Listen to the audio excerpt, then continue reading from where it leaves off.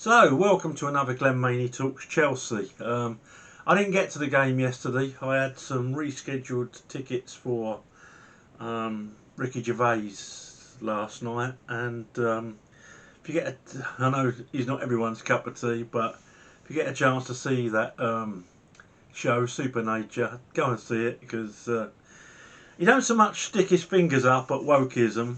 He actually fists it. So a very good show. Had me in stitches, and yeah, still gutted about missing the game, but there you go. So it was Chelsea 3, Aston Villa 0, and sometimes the scoreline doesn't tell the total story. I think yesterday we got away with one really because of Lukaku's clinical finishing, which was exceptional, and it's exactly what we've been missing. He reminds me of seeing Drogs again. Absolutely marvellous. I've watched the game twice now, and yeah, loved it. So yeah, a few things we've got to go over, but I'll go through the team to start off with. Mendy in goal, Callum Hudson-Odoi right wing back, Alonso left wing back, Chalobah, Silva and Rudiger in the middle. Niguez, I think it's Niguez, Sol Niguez, Kovacic just behind Ziyech, and Havertz and Lukaku. So, Sol Niguez, it's taken a lot of stick. I've been looking at Twitter this morning. Why do I do that? Why do I get up on Sunday morning and think like I'm just going to go hunting for morons? I've been on Twitter, and the stick the bloke's getting. He's in a new country. He don't speak the language. He had a shocker yesterday. Let's not beat around the bush. He had a shocker. But after one game, well, not one game, one half of a game, he's a Spanish international. He only had 12 490 minutes for Madrid last season, but they generally brought him on when they wanted to shore a game up. He's not a bad footballer. Some of these people that sadly follow our club now are just, I use the word cabbages, but I tell you what, I would be sued by the cabbage community if the cabbage community weren't cabbages. Because where do some of these people get their brain? Where do they get their thoughts on football? You know, I don't always agree or disagree with people. People know that I think Jorginho slows the play down too much at times. Other times he's just what we need. But what I always submit to is the fact that he's a superb footballer. Might not be my cup of tea for certain games. Might be the fact that I would play Billy Gilmore in some games instead of Jorginho, and people disagree with me, and that's as is their right. It's only an opinion. So are their opinions. And at the end of the day, the only opinion that matters is Thomas Tuchel's. But I still support the players, even when I'm tearing my hair out when there's a forward pass on and Jorginho, for instance, is passing back. I still support him. I don't slag him. I wasn't one of those at Stamford Bridge. Remember, I think it was against Man United with another couple of games as well, but the one that I remember, Man United, when Jorginho came on as a sub, and he was booed. He was booed by a section of his own supposed supporters. Booed. We had the same with Havertz. Havertz, a young man in a strange country, in a strange league.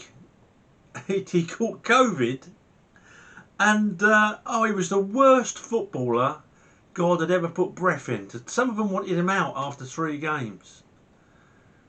What is wrong with these people? Do they go and start a new job and they're brilliant in that morning? Oh, you're on training for 4 weeks. No, I don't need training. No.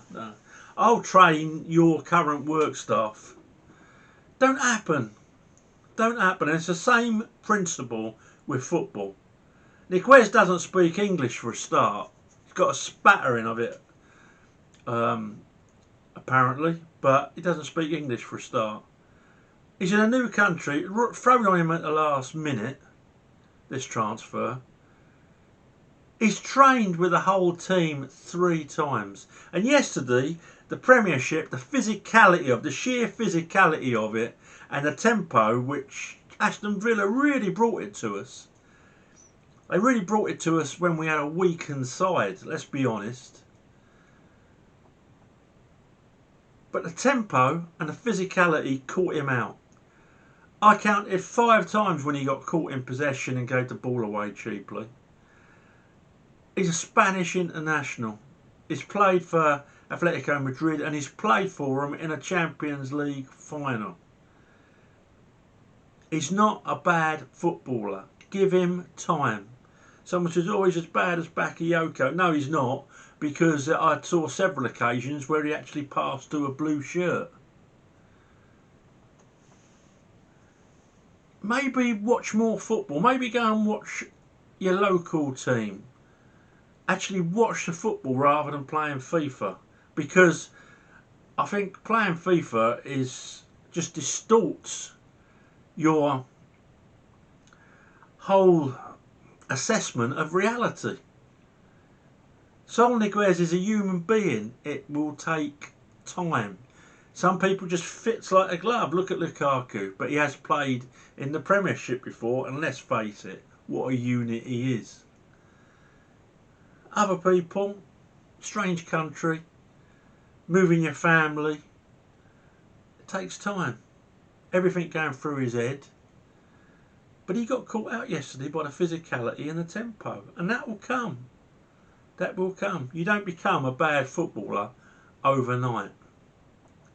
So come on, Cabbages. Look up that definition of support. We've had this conversation loads of times before, and actually support.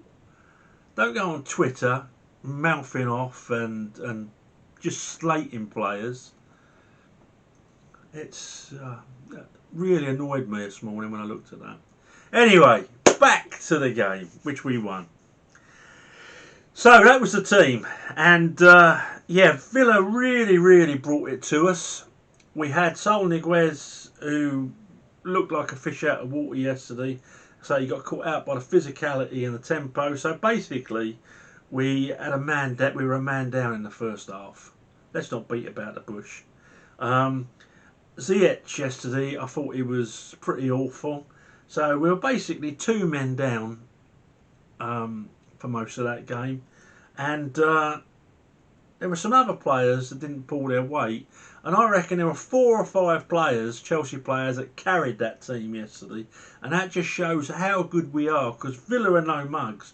And Villa are going to take a lot of points off a lot of top teams, trust me. We got to play them yet at Villa Park, and that's not going to be no walk in the park, I'm telling you. So yeah, we saw... I mean, there's another bloke that got stick, Mendy. When Mendy came, I think it was against Everton, he made a mistake, and the Cabbages were just waiting. They were just waiting to come out of the cabbage patch and slate him. Oh no, Kepa needs another chance now. Mendy is in my top 3 goalkeepers in the Premier League, and he, at the moment, is in my top 10 goalkeepers in the world.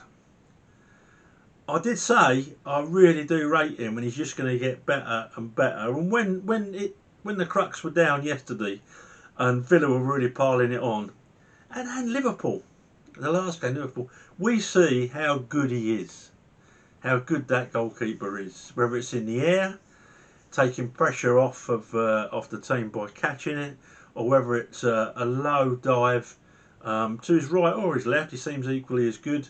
He really cuts the mustard.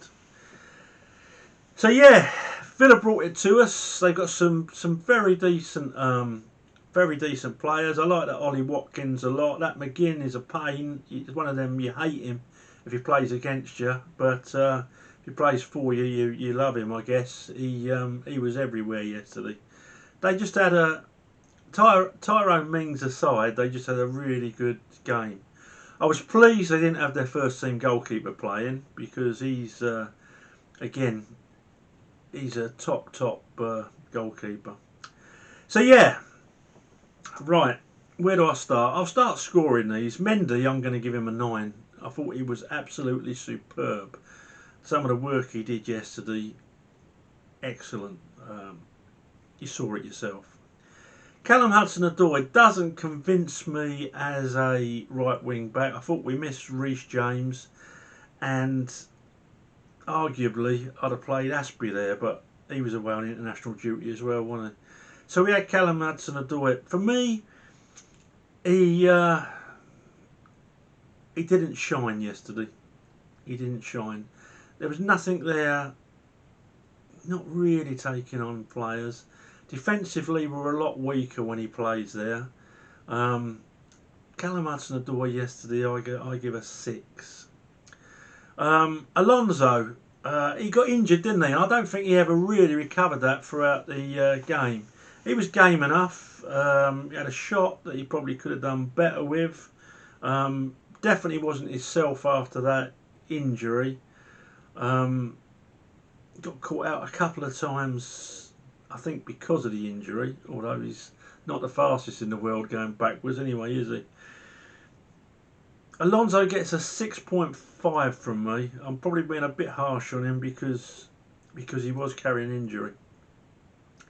Chalobah, I thought he was superb again, the young man. Defensively, brought it out when he could, but defensively some right proper tackles put in, and decent in the air as well. I can see why we sold you Azuma and kept Chalobah. Yesterday, Chalobah, one of the shining lights, gets an 8.5 from me. Silva gets an 8. I thought he was superb, marshalling the defence. There was, of course, that clearance when you would expect it to be handball, when Watkins went round Mendy and Silva just threw his body in the way. Superb bit of defending. He gets an 8 from me.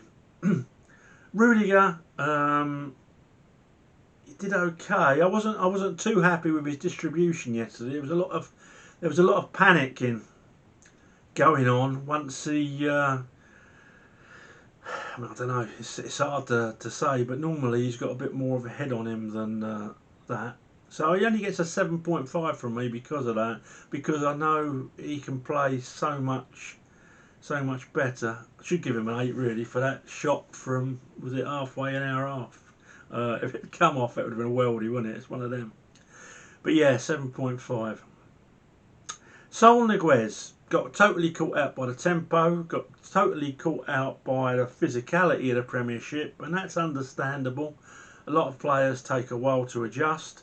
And Thomas Tuchel said in his after-game interview, put it down on him, and I will do, because I was shocked when I saw Saul Niguez's name on the sheet for the very reasons that I've given. I thought he would have had at least 2 or 3 weeks bedding in training, getting knocked about a bit, and then slowly introduce him. But at least Thomas Tuchel knows where he is now in relation to being a Premiership player, and over the next few weeks he'll be working on him, because that's the one thing that Thomas Tuchel does do. He does improve players, and let's face it, on yesterday's performance, it won't be hard to improve him in the Premiership.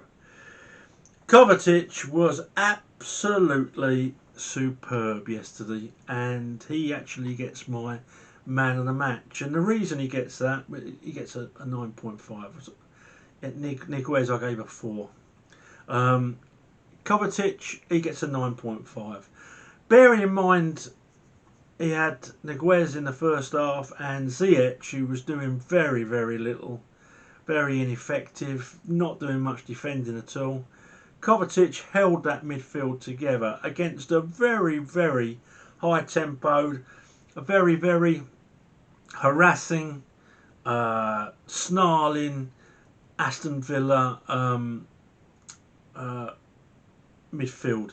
The first Lukaku goal, the double sort of dummy, that Kovacic pulled off. One way round the player, then the other way.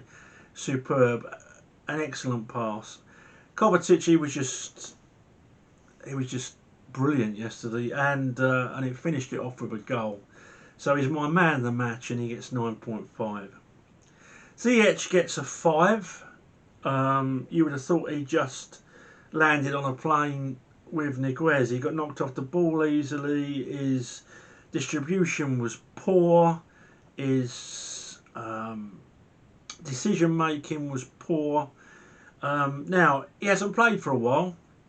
He got injured, didn't he? Hurt his arm. But no, he wasn't away on international duty. It just wasn't good enough from a bloke that's played in the Premiership. Sorry, Ziyech, you get a 5 from me. Havertz didn't have his best game, not by a long way. Looked a little bit off the pace to me. When the ball come over and hit the crossbar there, the guy put it on the crossbar, I thought he should have been going in on that. He just looked a little bit off the pace. I mean, these are top elite athletes, and sometimes they might wake up a bit of an headache or not be on it for some reason. Girlfriend had a row with a girlfriend or whatever. Shouldn't be like that. They should be professional. But they are human beings. He just looked a little bit off it yesterday. He wasn't awful. He done his defensive work well, but not the Havertz that I've come to know and love. I'm surprised they're not Cabbages saying Havertz out. He's had a bad game. But no, he didn't have a bad game, but he just wasn't himself, I didn't think. And for that reason, Havertz only gets a 7 from me. I know he's capable of so much better. My man Lukaku! Wow. That first goal, that cut inside, and the finish was... centre forward play don't get much better than that. Second goal, hardly any backlift on that shot. Wow. Yeah, and the rest of his play, holding it up well at times when we were under pressure. Lots of headed flick-ons, and if you'd had someone who was on it, I'd like to have seen Bernie yesterday, personally, I'll be honest, because I think he would have given him another, I know he came on late, but you know what I mean. I'd like to have seen him start, really. So second half, yeah, Jorginho came on for Niguez, and not surprisingly, we tightened up a lot. One of them games where I'm pleased to see Jorginho come on. If I can't have Kante, I'll have Jorginho as a very, very close second. So he came on and shored things up, really. Not going to... when Aspie came on for Havertz, again, you look so much tighter, and you get what it says on the tin, don't you? So Tuchel yesterday, I thought he got it a bit wrong, to be honest. I didn't think he should have put a bloke on a pitch who doesn't speak English, has only had 3 or 4 training sessions, and is an unknown quantity in the Premier League. But perhaps he did it for a reason. He knows why he does these things. And I thought certainly Ziyech should have been pulled off. I'd have pulled him off at half time. That sounds wrong, doesn't it? You know what I mean. You know what I mean. I would have substituted him at half time.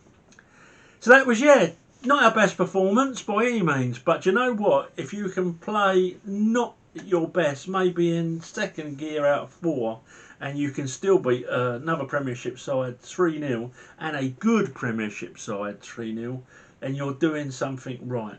I think the score flattered us, but all in all, very, very pleased with the result. I'm very, very pleased with the way we're going. Okay, that's me. I think I've said everything I needed to say. I think for those that didn't watch the game, I've pretty well tried to describe how each individual player affected it. And that's all. Now, if you can subscribe and if you can give me a like, apparently that affects your algorithm. And I do like having my algorithm affected. Thanks for watching. And if you could subscribe if you haven't, that would be brilliant.